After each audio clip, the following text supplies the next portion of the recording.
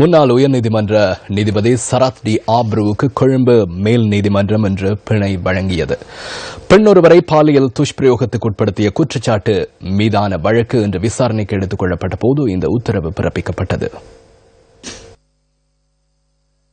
கொழும்பு மேல் நீதிமன்ற நீதிபதி பத்மன் சூரசேன முன்னிலையில் ஆஜர்படுத்தப்பட்ட சந்தர்ப்பத்திலேயே அவருக்கு பிணை வழங்கப்பட்டது.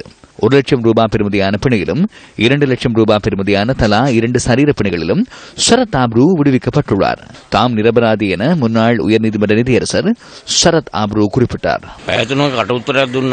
3 மணித்தியாலத்துக்கும் அதிக நேரம் அவர் பதிலளித்தார். அவரின் சாட்சியாளரின் முகவரி, தொலைபேசி இலக்கம் அனைத்தையும் வழங்கினார். போலீசார் இதனையும் முழுமையாக விசாரணை செய்யவில்லை. அதனால் தான் குற்றப்பத்திரிகை தாக்கல் செய்யப்பட்டது. அதனாலேயே நான் கூறுகிறேன், குற்றப்பத்திரிகை சட்டவிரோதமானது. பிணை வழங்கப்பட்டதன் பின்னர் அதற்குரிய ஆவணங்களில் முன்னாள் நீதியரசர் கையொப்பமிடாமல் நீதிமன்ற வளாகத்தை விட்டு வெளியேறியதுடன் பின்னர் வருகை தந்து கையொப்பமிட்டார்.